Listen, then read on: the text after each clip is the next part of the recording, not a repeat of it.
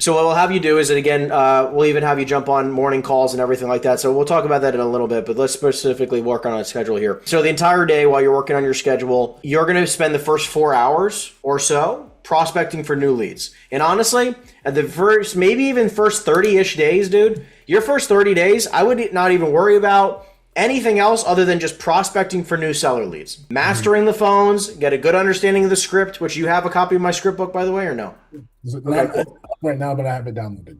Okay, great. Use that script book. You're going to make sure the whole purpose of the next 30 days is just become confident on the phone when you're prospecting, because you're going to be pounding the phones along, every day. And by the way, the cool thing about cold calling, which another reason why I like it so much, is that you can multitask while you do it. Now, obviously, you got to be paying attention, but if you want to be doing your, eventually you'll be doing follow-up calls while you're or doing follow-up text messages and emails while you're prospecting. You do, while you're prospecting, you can be making sure your CRM is organized. You can be doing a lot of things while you're calling, because most of the time you're just sitting there waiting for somebody to pick up, and you don't want to just do nothing. Because at the end of the day, if hypothetically you do 4 or 5 or 6 hours worth of prospecting calls and you get 4 people to pick up the phone, which obviously it's random if people pick up or not. You don't want to all of a sudden have 5 hours of your day gone and you didn't do anything other than just wait for people to answer the phone. Prospecting is your main thing, right? Like that is like going to the gym and lifting weights for bodybuilding. It's like eating right. It's like doing everything. Okay. Prospecting the phone is like 90% of the game, because you need to create your own opportunities, because when, seller leads are like literally the most important possible thing. I guess let's relate that to diet. Okay. Most important thing. If you don't do it, you don't have anything to build on. Buyers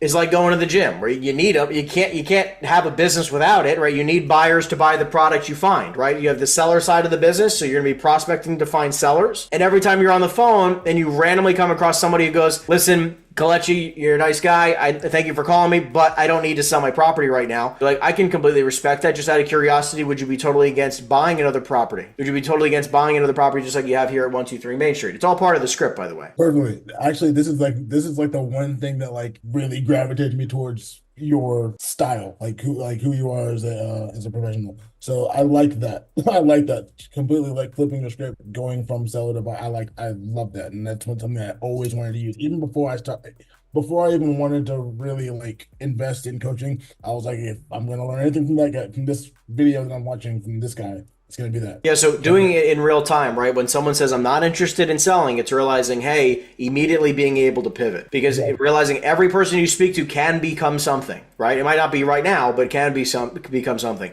That's one side of this, okay? So while you're prospecting, you're doing, I would say, a minimum 4 hours a day, right? Our philosophy as a team is always 2 leads a day, 1 offer a day. I'm going to explain what that all means. Now, 2 leads is pretty self-explanatory. 2 sellers who have some interest in selling their property. Keep in mind that it's prospecting in this business is you do it until something happens.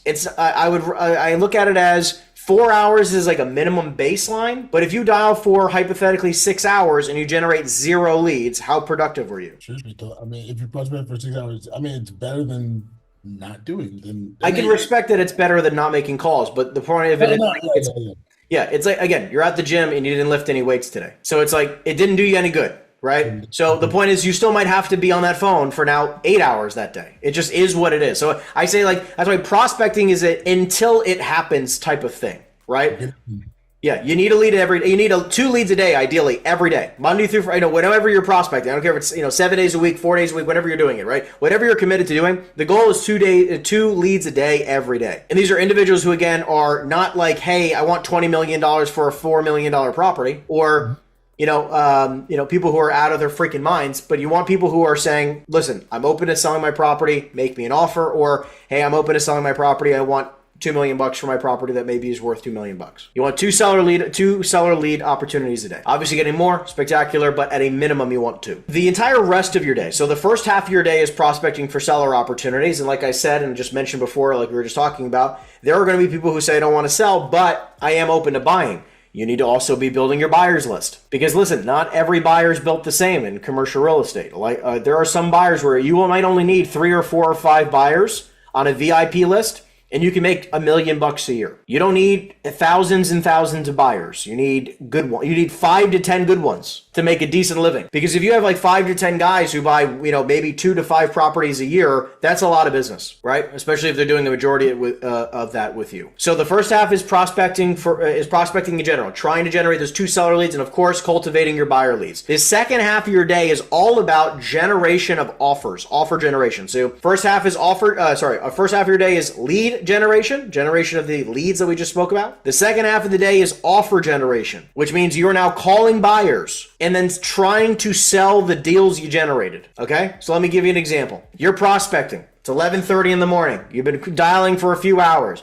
You just got on the phone with somebody and they say, listen, Kelechi, I'm open to selling my multifamily property. I want to sell my 20-unit apartment building. I'm open to selling it. It's not in downtown Austin because they're going to want a fortune. Let's just say it's in the suburb, the outskirts suburbs of Austin. It's a 20-unit building. They're willing to sell it for a fair and reasonable price. Let's say they want maybe $3.5-4 million. And then you say, okay, sounds good. You ask them all the questions from the script. You get the amount of, the unit mix, right? 2 bedrooms, 1 bedroom studios. You get a rough estimate on the rent roll, which is how much money does that property make. You get a rough idea of if they've done any renovations the last little bit. So you have some notes on this property. There's your lead. You got the 1 lead. Now that's part of your prospect, your lead generation from the first part of the day. Now the second part of the day is going to look like this. You now have this lead. Now we'll talk about it considering, obviously we'll work together at a higher capacity with the team. So I'll be able to work this deal with you specifically. But 30,000 foot view, even if you weren't on the team, I want you to think about it like this. The whole purpose now is to sell the deal you just generated. So the second half of the day is offer generation, talking to a buyer or enough buyers, same exact thing like prospecting. It's speaking to enough people until something happens. It's calling enough buyers who have previously bought properties in that local marketplace similar to the one you just created. Because the easiest predictor of somebody's future is their past. If they have bought a lot of multifamilies in the past, they'll probably buy another. So I want to go speak to a bunch of guys who've bought multifamily in the past in that area of this size. Because a couple big mistakes that people make. Number one, they are speaking to a buyer. They provide them a deal that has nothing to do with their information. So they don't vet them enough, right? So they have a buyer and they don't ask the buyer enough questions. And this buyer is actually somebody who's looking for industrial properties. They want warehouses, but they're trying to sell them multifamily property. 1 mistake. 2, that buyer is not prepared to buy something today. They might be a great buyer in the past. They may have bought properties in the past. Maybe they just bought something, but maybe they don't have the money today or the need or the want to buy something today, right? And you're trying to sell this guy on buying a property when he may not have the money or the want to buy something right now. Number 3, the individual that you're working with is not the decision maker. You're speaking to a buyer who has a partner who actually has all the money and all the power in the decision making, but you're speaking to somebody who allegedly sounds like the decision maker. Number 4, they don't have the money. So this is somebody who hypothetically where, they could be a first-time investor, they could be a 30th time investor, but they don't have the money right now and you're trying to sell them on a deal.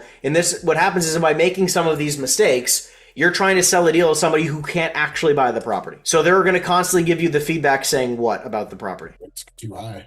Exactly. Yeah. When in reality, it might be priced perfectly. Okay.